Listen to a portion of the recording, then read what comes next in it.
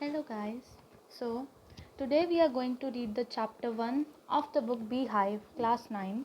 Chapter 1 is The Fun They Had.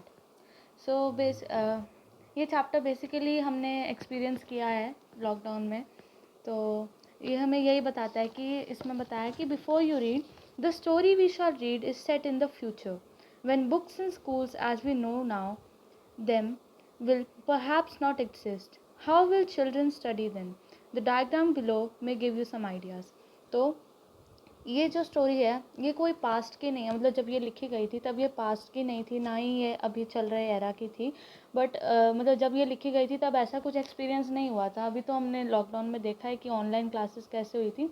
तो basically इनका यही कहने का मतलब है कि जो फ्यूचर में होने वाला है, फ्यूचर में इनका क्या आइडिया है कि पढ़ाई कैसे होगी फ्यूचर में, कि आगे जाने वाली जो जनरेशन है वो हमारी तरह ही पढ़ेगी. जैसे हम नॉर्मली स्कूल्स में जाते हैं या फिर हम ये प्रिंटेड बुक्स से पढ़ते हैं, तो क्या आने वाली जनरेशन भी ऐसे ही पढ़ेगी?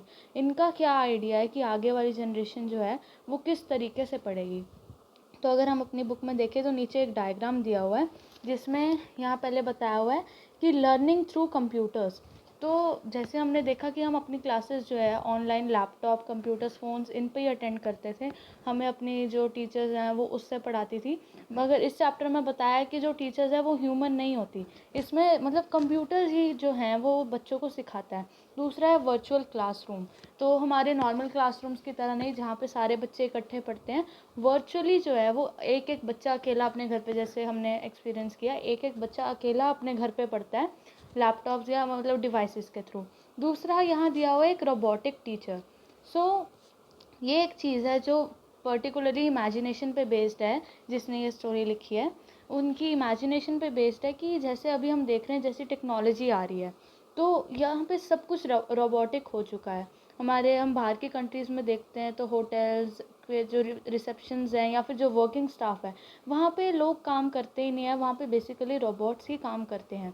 तो इनका कहने का मतलब है कि जब इतना सब कुछ वो हो चुकी है टेक्नोलॉजी कि बाकी सारे काम भी रोबोट्स कर रहे हैं, तो आने वाले ज़माने में जो टीचर्स होंगे वो भी रोबोटिक होंगे, वो भी ह्यूमन जो हैं वो नहीं होंगे. दूसरा है मूविंग ई टेक्स्ट. अब मूविंग ई टेक्स्ट हमने जैसे पढ़ा है ऑनलाइन में, जो पीडीएफ्स होती हैं, पीडीएफ्स के थ्रू हम बुक्स को रीड कर रहे होते हैं. हम जो है हमने मतलब मोस्टली अगर देखा जाए तो बच्चों ने कोई बुक्स नहीं खरीदी क्योंकि ऑफ कोर्स सारी पीडीएफ्स जो है वो ऑनलाइन अवेलेबल हैं. हम ऑनलाइन ही बुक से पढ़ रहे थे, हमें कोई ज़रूरत नहीं थी ऐसे प्रिंटेड बुक्स की क्योंकि सब कुछ अवेलेबल था हमारे डिवाइसेस पे. तो इनका कहने का ये मतलब है कि अब जो टेक्नोलॉजी डेवलप हो रही है उससे जो है आगे आने वाले फ्यूचर में ऐसा कुछ नहीं रहेगा. जो अभी क्लासरूम्स हैं, जो अभी स्कूल्स हैं, जो अभी की पढ़ाई का तरीका है, इनकी इमेजिनेशन के हिसाब से आगे जाके वो सब कुछ टेक्नोलॉजी पे बेस्ड होगा, सब कुछ रोबोटिक हो जाएगा. तो इसी पे बेस्ड ये चैप्टर है. तो इसमें बताया हुआ है कि have you ever read words on a television और computer screen? Can you imagine a time when all books will be on computers and there will be no books printed on paper? Would you like such books better? तो ये पूछ रहे हैं कि जैसे अब हमने तो एक्सपीरियंस किया ही है ऑनलाइन पीडीएफ्स पढ़ना, तो वो पूछ रहे हैं क्या कोई ऐसा टाइम जब आए जहाँ पे प्रिंटेड बुक्स होंगी ही नहीं, सिर्फ जो है हमारे पास ऑनलाइन बुक्स होंगी, हमारे पास पीडीएफ्स होंगी, ये प्रिंटेड बुक्स नहीं होंगी. तो क्या वो टाइम हमारे लिए ज़्यादा बेटर होगा जब ऐसे कुछ पेजेस एग्जिस्ट नहीं करेंगे, ऐसी कोई प्रिंटेड चीज़ एग्जिस्ट ही नहीं करेगी, तो क्या वो चीज़ हमारे लिए बेटर होगी? तो ये वो आपसे क्वेश्चन पूछ रहे हैं. So you can answer this. फिर है, let's start the chapter. Margie even wrote about it that night in her diary. On the page headed 17 May 2157 she wrote, today Tommy found a real book. So इसमें आपको year दिया हुआ है, जैसे इसमें starting में ही बता दिया कि this story is set in the future. तो इसमें अभी हम 2022 में हैं, तो इसके हिसाब से जब बहुत आगे साल बढ़ जाएंगे, इवन बहुत सालों बाद जो है पूरा ही ऐसे टेक्नोलॉजी पे बेस्ड हो जाएगा इन द ईयर 2157. ये इनकी इमेजिनेशन के हिसाब से है. तो इसमें बताया कि जो मार्जी है वो एक लड़की है जो उस ईयर में रहने वाली है. तो मार्जी के पर्सपेक्टिव से वो स्टोरी बता रहे हैं कि मार्जी अपनी डायरी एंट्री लिख रही है एंड वो लिखती है कि 17 May 2157 उस दिन क्या हुआ. उस दिन जो है उसको टॉमी ने एक असली की बुक दिखाई. मतलब उन्होंने कभी बुक्स नहीं देखी. टॉमी जो है वो उसे बुक दिखाता है और वो उसको लेके बहुत खुश है कि असल में बुक्स एग्जिस्ट करती हैं. So it was a very old book. Margie's grandfather once said that when he was a little boy, his grandfather told him that there was a time when all stories were printed on paper. सो वो इतने आगे की time की बात करिए कि जब मार्जी के ग्रैंडफादर जो हैं वो लिटिल बॉय थे, मतलब मार्जी की एज के जब उसके ग्रैंडफादर थे तो उसके ग्रैंडफादर उन्हें बताते थे, मतलब वो बहुत सालों पहले की बात है, मतलब बहुत टाइम पहले जो है वो जो बुक्स जो हैं वो प्रिंटेड होती थी। तब ऐसा कुछ नहीं होता था कि आपको ऑनलाइन पीडीएफ्स मिलें या आपको ऑनलाइन जो है टीचर्स पढ़ा रहे हैं, उस टाइम पे आपको प्रिंटेड बुक्स ही मिलती थी। तो वो इतने पहले की बात है कि जब मार्जी के ग्रैंडफादर भी एक छोटे थे तो उनके ग्रैंडफादर उन्हें बताया करते थे कि जो स्टोरीज़ हैं वो सारी बुक्स पे प्रिंट होके आती थी। They turn the pages which were yellow and crinkly, and it was awfully funny to read words that stood still instead of moving the way they were supposed to on a screen, you know. तो मार्जी और Tommy जो है वो book पढ़ रहे हैं और वो पेजेस को टर्न करते हैं तो वो काफ़ी येलोइश होते हैं और क्रिंकली होते हैं, मतलब कि बहुत ही लाइंस बनी होती है, फोल्ड्स होते हैं, वो ऐसे उससे टूटने वाला जैसे पेपर हो जाता है ना बहुत टाइम बाद। अगर आप कोई बहुत पुरानी बुक देखो तो उसके पेजेस जो है पूरे येलो हो चुके होते हैं और वो मतलब ऐसे फट रहा होता है, ऐसे बहुत ही मुड़े हुए पेजेस होते हैं, वैसी सी बुक थी। And it was awfully funny, मतलब उनको पढ़ने में हंसी आ रही थी कि जो वर्ड्स हैं वो एक जगह खड़े हुए हैं, मतलब कि अगर हम ऐसे बुक पढ़ते हैं तो वर्ड्स वो एक जगह खड़े ही रहते हैं हमारी बुक्स में, बट उनकी स्क्रीन्स में क्या होता था, उनकी स्क्रीन्स में वो वर्ड्स मूव करते रहते थे, जैसे ही वो लाइन पढ़ते थे वो पीडीएफ अपने आप चलती रहती थी। तो उन्हें बहुत ही अजीब सा लगा कि ये वर्ड्स ऐसे क्यों नहीं चल रहे जैसे उनके स्क्रीन्स पे चलते हैं। तो जब वो जैसे अब उन्होंने ये पेज पढ़ लिया तो अगर वो इस आगे वाले पेज पे मुड़ के दोबारा इस पेज पे आए तो इस पेज पे वही वर्ड्स रहते थे कि इसमें लिखा है and they then when they turn back to the page before it had the same words on it that it had when they read it the first time. तो मतलब जैसे अगर आप वो देखो पीडीएफ में तो वो पेज अगर आप चेंज करते जाओ तो उसमें आगे न्यू न्यू वर्ड्स आते रहते हैं, मतलब नेक्स्ट स्टोरी शुरू हो जाती है। बट इसमें इनको हैरानी हो रही थी कि उस पेज पे वही स्टोरी रहती थी, उस पर कोई न्यू स्टोरी नहीं आ जाती थी, उस पर जो लिखा है वो दोबारा काफ़ी देर पढ़ने के बाद वही चीज़ रहती थी जो उन्होंने पहले पढ़ी थी, उस पर कुछ नया नहीं आ जाता था। तो ये भी उन्हें अजीब लगा। फिर जी said Tommy, what a waste, when you are through with the book you just throw it away, I guess. A television screen must have had a million books on it and it's good for plenty more. I wouldn't throw it away. तो Tommy जो है वो मजाक उड़ा रहा है, वो कह रहा है कि ये कैसे बकवास सी चीज़ है, मतलब इसको अगर आप बुक को पढ़ लो एक बार तो इसके बाद इसका क्या काम है, मतलब आप जो अब टेलीविज़न स्क्रीन है उस पर आप पढ़ते जाओ, उसको आप सेव कर लो, बाद में दोबारा भी पढ़ सकते हो। और टेलीविज़न स्क्रीन पे सिर्फ एक स्टोरी नहीं है, जैसे बुक में एक ही स्टोरी लिखी होगी तो टेलीविज़न स्क्रीन पे तो हज़ारों स्टोरीज़ हैं जो आप पढ़ सकते हो बार बार। बट इस पे एक ही स्टोरी, अब एक स्टोरी आपने एक बार पढ़ ली तो वो सोच रहे हैं स्टोरी का क्या करते होंगे, बुक को फेंक देते होंगे। आपने ये स्टोरी पढ़ ली, आपने बुक ही फेंक दी, उसको लग रहा है।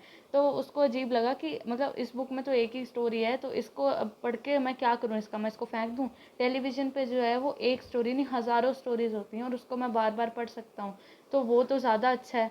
तो वो कह रहा है कि उस पर मिलियन स्टोरीज़ हैं और उस पर और भी आ सकती हैं तो वो ज़्यादा अच्छा है, मैं अपना टेलीविज़न थोड़ी फेंक दूंगा, इसको तो फेंकना ही पड़ेगा, इसमें एक बार पढ़ लिया अब आगे मैं इसका क्या करूँ, इसमें तो कुछ नया आ ही नहीं रहा, पेजेस पे तो जो लिखा है वो वैसे ही छपा रहता है, उसमें कुछ नया तो चेंज हो नहीं रहा। तो मार्जी कहती है same with mine. Margie was 11 years old and hadn't seen as many telebooks as Tommy had. He was 13. तो मार्जी जो है वो भी 11 साल की है तो उसने अपनी एज के हिसाब से कम बुक्स पढ़ी हैं जो जितनी टॉमी ने पढ़ लिया। टॉमी जो है वो 13 ईयर्स का है तो उसने मार्जी से ज़्यादा बुक्स पढ़ी हैं, इसलिए वो कह रहा है कि मेरे टेलीविज़न पे तो मिलियन बुक्स हैं, मैं क्या करूँगा इस एक बुक का जिसमें सिर्फ एक ही चीज़ लिखी हुई है। तो मार्जी कह रही है वैसे तो मैंने भी बहुत बुक्स पढ़ी हुई हैं और मैं भी यही सोचती हूँ कि मतलब इस बुक को फेंकना ही, अगर कोई बुक है तो उसको फेंकना ही पड़ेगा क्योंकि उसमें और कुछ तो आता नहीं है, बट टेलीविज़न पे तो बहुत कुछ है, उसको तो मैं फेंकूंगी नहीं। फिर वो कहती है where did you find it, वो पूछ रही है कि तुम्हें ये मिली कहाँ से वैसे। तो in my house, he pointed without looking because he was busy reading in the attic, what's it about school. तो वो पूछती है कि तुम्हें ये मिली कहाँ से बुक। तो टॉमी कहता है कि मुझे अपने हाउस में जो है वो एटिक में मिली थी। अब एटिक एक जगह होती है जो रूफ़ के नीचे एक रूम सा बना होता है जहाँ पे आप स्टोर रूम होता है वहाँ पे आप कुछ भी रख सकते हो, पुरानी चीज़ें मोस्टली लोग जो है वहाँ पे स्टोर करते हैं। ये बाहर की स्टोरी है तो वहाँ पे एटिक्स जो है हाउसेस में होना वो बहुत कॉमन है। तो वो कहता है मेरे को अपने एटिक में मिली जहाँ पे पुराना सामान पड़ा था, ऐसे ही मैं कुछ ढूंढ रहा था तो मुझे मिल गई। और वो इतना पढ़ने में बिजी था कि उसने पढ़ते पढ़ते मार्जी को देखा भी नहीं। उसने पूछा, उसने बस ऐसे ही कहा I found it in my house in the attic. तो उसने ऐसे जल्दी में बोल दिया, उसको इतना इंटरेस्ट आ रहा था उस बुक में पढ़ने में।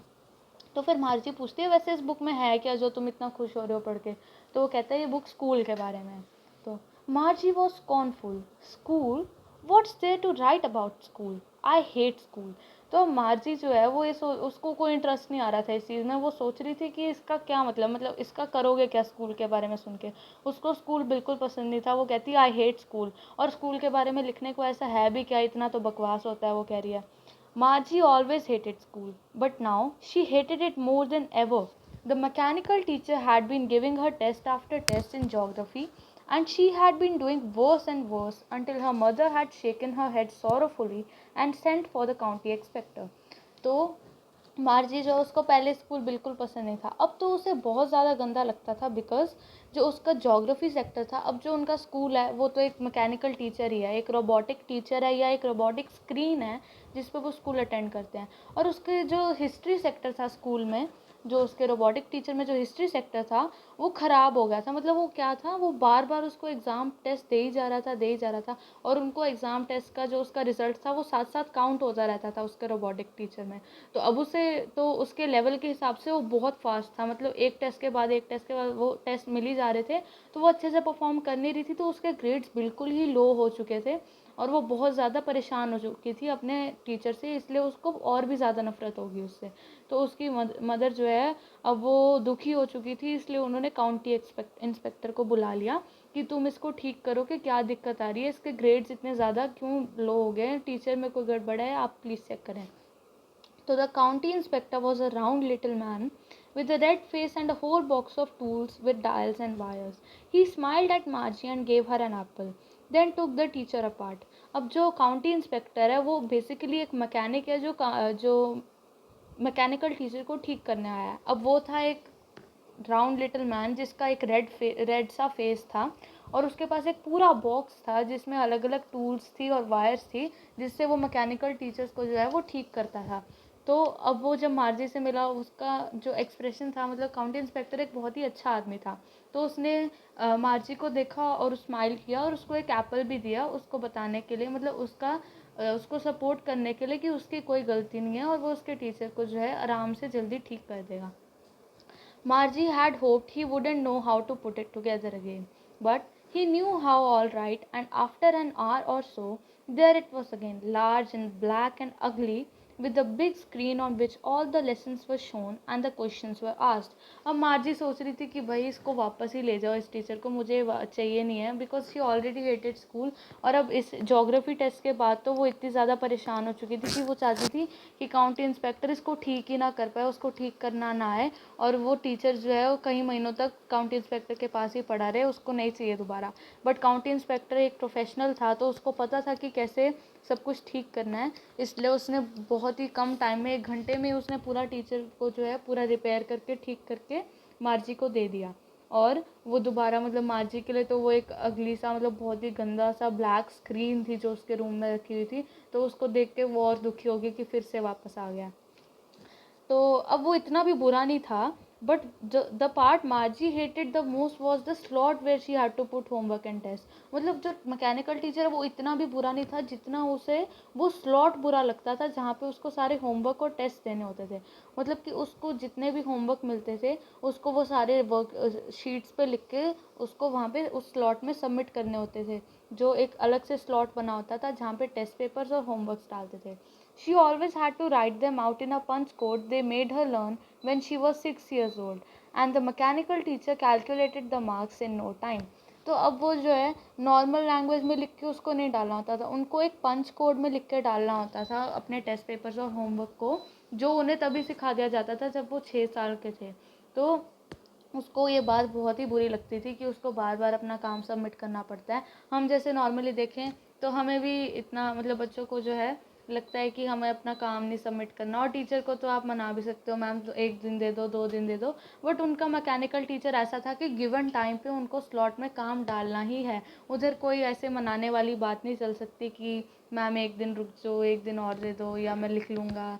वहाँ पे उनको उसी टाइम पे, गिवन टाइम पे ही देना पड़ता था जब उनका टेस्ट पेपर है या जब उनका होमवर्क सबमिशन का टाइम है। और उसी टाइम जो है वो उसको मार्क्स कैलकुलेट करके दे देता था। तो जैसे ही उसने सबमिट किया उसी टाइम उसको चेक हो जाता था और मार्क्स भी मिल जाते थे।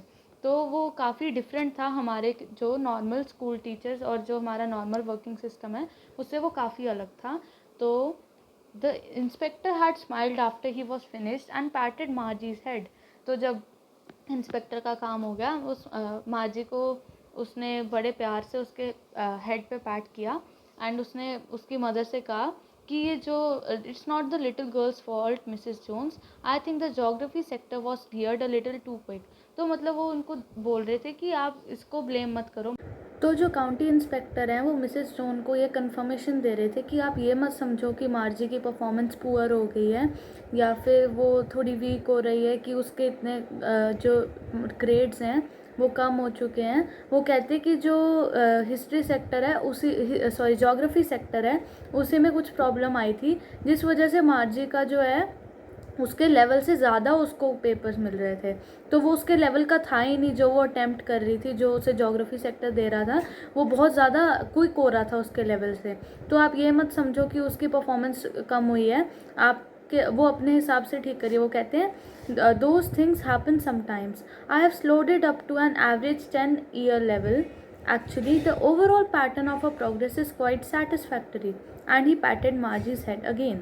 So, वो कह रहे हैं कि जो मार्जी की परफॉर्मेंस, ओवरऑल परफॉर्मेंस है वो काफ़ी अच्छी है, मतलब कि वो बहुत अच्छी तरह से अपना जो पढ़ाई है वो कर रही है। तो आप ये मत समझो कि उसका जो है उससे कोई गलती हुई है। गलती जो है वो उस मैकेनिकल टीचर की ही थी और अब मैंने उसे ठीक कर दिया। मैंने उसे एक एवरेज 10 ईयर, जो एक 10 साल का बच्चा होता है उसके हिसाब से कितना काम मिलना चाहिए या कैसे उसको पढ़ना चाहिए, उस हिसाब पे उस लेवल को सेट कर दिया है। तो अब आप टेंशन मत लो, ना ही आप मार्जी को ब्लेम करो। और फिर उन्होंने मार्जी का हेड पैट किया कि वो चिंता ना करे, अब सब ठीक है। लेकिन फिर भी मार्जी was disappointed. She had been hoping that they would take the teacher away altogether. They had once taken Tommy's teacher away for nearly a month because the history sector had blanked out completely. तो फिर भी मार्जी को कोई वो नहीं था, वो तो दुखी अभी भी थी क्योंकि उसको वो टीचर पसंद नहीं था। वो चाहती थी कि वो तो कुछ टाइम के लिए काउंटी इंस्पेक्टर के पास ही रहे। जैसे एक बार टॉमी का जो टीचर है उसका भी जो हिस्ट्री सेक्टर, जैसे ज्योग्राफी सेक्टर मार्जी का जो है वो ख़राब हो चुका था, एक बार टॉमी का हिस्ट्री सेक्टर ख़राब हो चुका था और वो उनको ठीक करने में इतना टाइम लग गया कि पूरा 1 महीना वो उनके पास ही रखा गया, काउंटी इंस्पेक्टर के पास ही रखा गया ठीक करने के लिए, कि वो इतना टाइम लग गया उनको ठीक करने में। तो मार्जी एक्सपेक्ट कर रही थी कि हाँ मेरा भी इतना टाइम लगेगा तो मुझे इतना टाइम ज्योग्राफी नहीं पढ़नी पड़ेगी। तो वो दुखी थी कि काश वो जो है उसका भी टीचर ले जाते अपने साथ ही और वापस नहीं लेके आते। So she said to Tommy, why would anyone write about school. तो वो टॉमी से पूछती है कोई स्कूल के बारे में क्यों लिखेगा, इतना तो बोरिंग होता है और कोई मतलब कैसे ही पसंद कर सकता है स्कूल को। जैसे टाइप का स्कूल मार्जी का था उस हिसाब से वो सोच रही थी। Tommy looked at her with very superior eyes. Because it's not our kind of school, stupid. This is the old kind of school that they had hundreds and hundreds of years ago. He added loftily, pronouncing the word carefully, centuries ago. Margie was hurt. Well, I don't know what kind of school they had all that time ago. She read the book over his shoulder for a while, then said, anyway, they had a teacher. तो वो कहती है, तो Tommy उसे कहता है कि वो स्कूल के बारे में इसलिए लिख रहे हैं क्योंकि उनका स्कूल हमारी तरह नहीं था। उनका स्कूल जो है वो हमसे बहुत ही अलग था और वो 100 साल पहले की बात है। और वो लॉफ्टीली मतलब एक बहुत ही सुपीरियर वे में कि वो जो है ज़्यादा जानता है मार्जी से, वो मार्जी से ज़्यादा सुपीरियर है, इस वे में वो ऐड करता है सेंचुरीज अगो।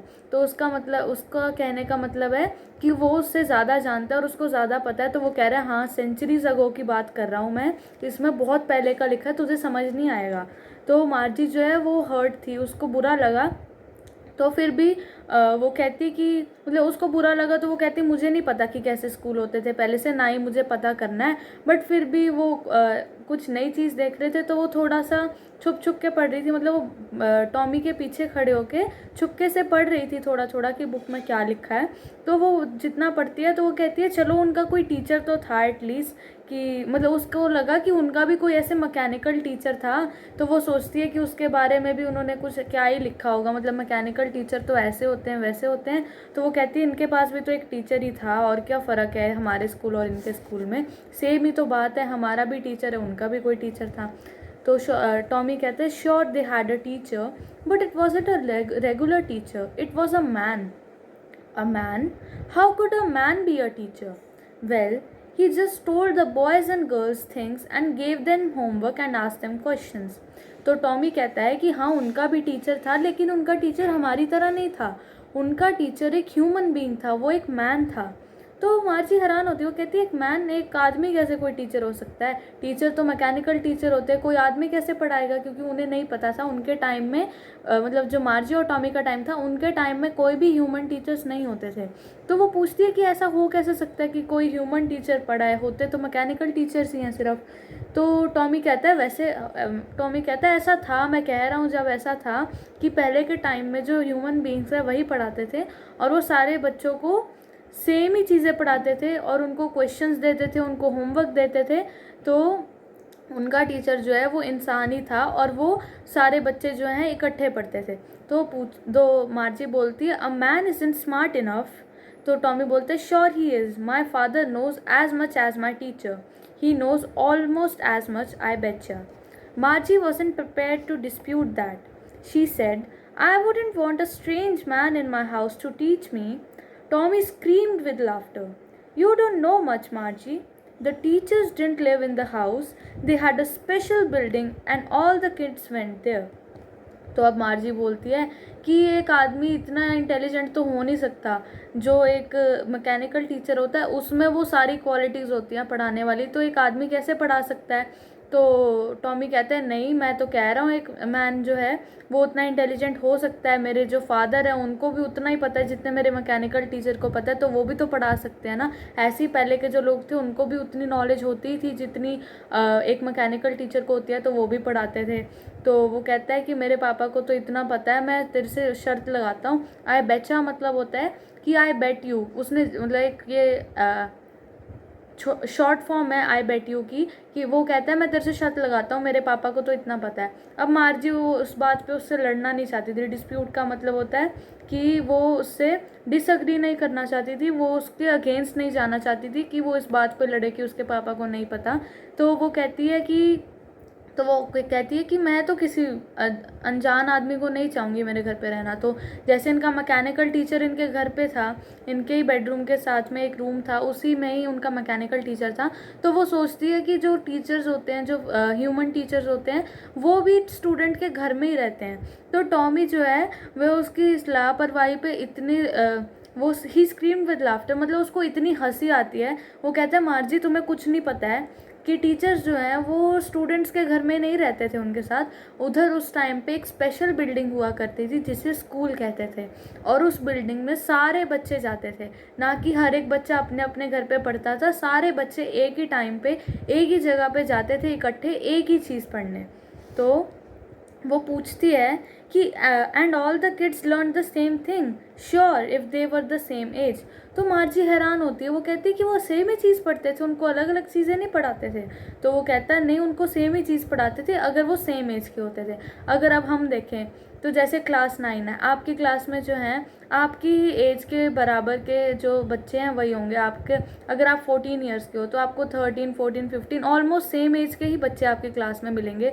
ऐसा वो यही कहना चाह रहा है कि जैसे अगर आप सेम एज के हो तो आप एक ही क्लास में होते हो। तो अगर जैसे 16, 17 ईयर्स के हैं तो वो 10th में होंगे, जो 14, 15 के हैं वो 9th में होंगे। तो वो कहता है कि जो सेम उम्र के बच्चे थे ना वो एक ही क्लास में पढ़ते थे। But my mother says a teacher has to be adjusted to fit the mind of each boy and girl it teaches, and that each kid has to be taught differently. Just the same, they didn't do it that way then. If you don't like it, you don't have to read the book. I didn't say I didn't like it, Margie said quickly. She wanted to read about those funny schools. They weren't even half finished when Margie's mother called, "Margie, school." Margie looked up and said, "Not yet, Mama." "Now," said Mrs. Jones, "and it's probably time for Tommy too." Margie said to Tommy, "Can I read the book some more with you after school?" तो अब मार्जी कहती है कि मेरी mummy तो कहती है कि हर एक मैकेनिकल टीचर को एक लेवल पे एडजस्ट किया जाता है, और वो लेवल उस बच्चे के हिसाब से एडजस्ट होता है जो बच्चा पढ़ रहा है, कि उसके माइंड के हिसाब से कि वो बच्चा कितना जो है वो पढ़ सकता है, किस लेवल पे वो पढ़ सकता है, इस हिसाब से एक मैकेनिकल टीचर को एडजस्ट किया जाता है। तो एक जो आदमी है वो इतने सारे बच्चे जिनके अलग अलग लेवल्स हैं, अलग अलग माइंड सेट्स हैं, उनको इकट्ठे एक ही चीज़ कैसे पढ़ाता था। तो मार्जी बहुत कंफ्यूज हो जाती है, क्योंकि उनके टाइम में हर एक मैकेनिकल टीचर का एक स्पेसिफिक लेवल होता है जो इस चीज़ पे ही बेस्ड होता है कि वो बच्चे का क्या लेवल है पढ़ने का। तो और वो कहती है कि हर एक बच्चे को अलग तरीके से पढ़ाना होता है, क्योंकि हर किसी का लेवल अलग है। तो वो सारे बच्चों को एक ही चीज़ कैसे पढ़ाते थे, क्योंकि सबका लेवल तो अलग है। तो टॉमी कहता है कि उस टाइम पे ऐसी चीज़ें नहीं होती थी जैसे अब होती हैं। पहले ऐसे ही होता था कि सारे एक ही चीज़ पढ़ते थे। अगर तुम्हें इस चीज़ में इंटरेस्ट नहीं आ रहा तो तुम्हें बुक पढ़ने की कोई ज़रूरत नहीं है। वो ऐसे बोलता है कि अगर तुम्हें चाहिए नहीं तो तुम क्यों पढ़ रही हो, तुम्हें इतना कन्फ्यूजन हो रहा है। तो वो कहती है नहीं नहीं, मैंने ये नहीं कहा कि मुझे पसंद नहीं आया। तो मतलब वो एक्चुअली इंटरेस्टेड थी, वो पढ़ना चाहती थी कि वैसे स्कूल कैसे होते थे, बिकॉज उसे फ़नी लग रहा था कि बच्चे पहले कैसे पढ़ते थे। ये तो बहुत ही उसके लिए बहुत ही नई चीज़ थी, उसके लिए बहुत ही अजीब था। तो वो उसको पढ़ना चाहती थी कि पहले कैसे होता था। तो जब वो अभी थोड़ा सा ही पढ़े थे, वो अभी पूरा ख़त्म भी नहीं किया था, तो उसी टाइम मार्जी की मदर ने बुलाया कि मार्जी तुम्हारे स्कूल का टाइम हो गया है। तो मार्जी कहती नहीं मुझे अभी नहीं पढ़ना, बट उसकी मम्मी कहती अभी आओ, और प्रॉबेबली टॉमी का भी टाइम हो चुका है। तो टॉमी भी जो है अपने स्कूल के लिए निकल गया। मतलब उनका स्कूल उनके घर में ही होता था, तो वो अपने घर जाने के लिए निकल गया। और मार्जी जो है उससे पूछती है कि क्या हम स्कूल के बाद इसको पढ़ सकते हैं। तो वो बोलता है, तो he says maybe, he said nonchalantly. He walked away whistling the dusty old book tucked beneath his arm.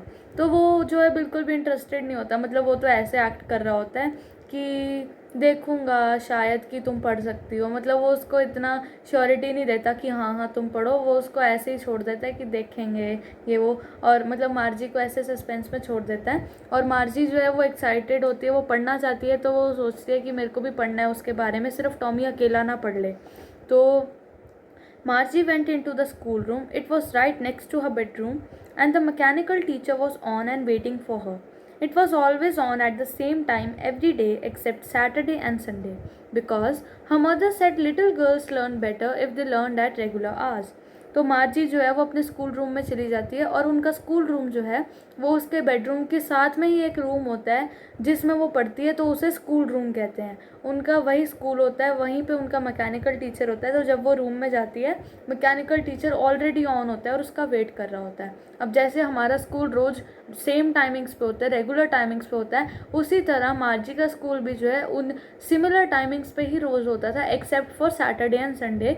क्योंकि उसकी मम्मी समझती थी कि जो छोटी बच्चियाँ हैं वो अगर रेगुलर आवर्स पे पढ़ें तो उनको ज़्यादा अच्छे से पढ़ाई होती है। अगर हम भी देखें तो हम स्कूल रेगुलर आवर्स पे जाते हैं, ऐसा नहीं होता किसी दिन सुबह 5 बजे है, किसी दिन शाम को है, किसी दिन दोपहर में है। रोज़ सेम टाइमिंग्स होते हैं, क्योंकि उससे जो लर्निंग की जो कैपेसिटी है वो बढ़ती है। तो उसकी मदर भी इसी चीज़ में बिलीव करती होती है कि अगर लर्निंग कैपेसिटी अच्छी हो तो रेगुलर आवर्स पे ही पढ़ना चाहिए। इसलिए वो उसे कह देती है कि तुम्हें रोज़ इसी समय पे पढ़ना है। जब वो टॉमी से भी बात कर रही होती है, स्कूल का टाइम हो गया होता है, तो वो उसे उसी टाइम बुला लेती है। The screen was lit up and it said, "Today's arithmetic lesson is on the addition of proper fractions. Please insert yesterday's homework in the proper slot." Margie did it so with a sigh. She was thinking about the old schools they had when her grandfather's grandfather was a little boy. All the kids from the whole neighborhood came, laughing and shouting in the schoolyard, sitting together in the schoolroom, going home together at the end of the day. They learned the same things so they could help one another with the homework and talk about it. And the teachers were people. The mechanical teacher was flashing on the screen. When we add fractions 1 by 2 and 1 by 4 and so on. Margie was thinking about how the kids must have loved it in the old days. She was thinking about the fun they had. So जब वो सोच रही होती है ये सब, तो जो उसकी स्क्रीन होती है उस पर अपने आप पढ़ाई आने लग जाती है, जो उसने पढ़ना होता है उस टाइम, उस दिन का मैथ्स लेसन शो होने लग जाता है फ्रैक्शंस की एडिशन पे। और वो जो मैकेनिकल टीचर है वो बोल रहा होता है कि कल का जो होमवर्क है वो प्रॉपर स्लॉट में इंसर्ट कर दो। हमने पढ़ा था पीछे कि जो मार्जी है उसको सबसे बुरी चीज़ जो अपने मैकेनिकल टीचर या स्कूल में लगती थी वो वाला स्लॉट था जहाँ पे उसको पेपर्स और होमवर्क जो है सबमिट कराना पड़ता था, और वो उसको रोज़ कराना पड़ता था। तो इस समय भी उसका मैकेनिकल टीचर यही कह रहा है कि पहले अपना होमवर्क और जो आपका टेस्ट पेपर्स हैं उनको वहाँ पे सबमिट कर दो स्लॉट में, उसके बाद आपका अरिथमेटिक लेसन जो है शुरू हो जाएगा। तो मार्जी अपने वही साय से, अपने उसी दुखी पने में जो उसको पसंद नहीं होता स्लॉट, उस स्लॉट में अपना होमवर्क डाल देती है। लेकिन वो यही सोच रही होती है कि पहले के स्कूल, जब उसके ग्रैंडफादर भी एक छोटे बच्चे थे, तो उस टाइम के स्कूल्स कितने सही होते थे। सारे बच्चे एक ही जगह जाते थे, खेलते हुए हंसते हुए, और उनको सेम ही चीज़ पढ़ाई जाती थी, होमवर्क मिलता था। अब सेम चीज़ पढ़ते थे तो एक दूसरे की हेल्प भी कर सकते थे। अब मार्ची जो पढ़ रही है उसके फ्रेंड्स के अलग अलग लेवल्स हैं, अलग अलग चीज़ें हैं, तो वो चीज़ तो पढ़ नहीं रहे जो वो आपस में डिस्कस करें या आपस में एक दूसरे की हेल्प करें। तो वो इस चीज़ को मिस करती है, चाहे उसने एक्सपीरियंस नहीं किया, बट उसे बहुत ही पसंद आता है कि पहले के बच्चे कितना एंजॉय करते थे, और जो काम था वो आपस में शेयर करके डिस्कस करके समझ सकते थे। तो जब वो ये सोच रही थी तब उसका लेसन चल रहा था फ्रैक्शंस का, तो वो यही सोच रही थी कि पहले के दिनों में बच्चे कितना मज़ा करते थे। She was thinking about the fun they had. So this lesson is written by Isaac Asimov. तो इस लेसन में यही बताया गया है, इसमें पहले के दिनों के स्कूल्स के बारे में और पढ़ाई के बारे में, और फ्यूचर में कैसी पढ़ाई होगी इन राइटर इसाक एसिमोव के इमेजिनेशन के हिसाब से। तो this is the chapter is all about. Thank you.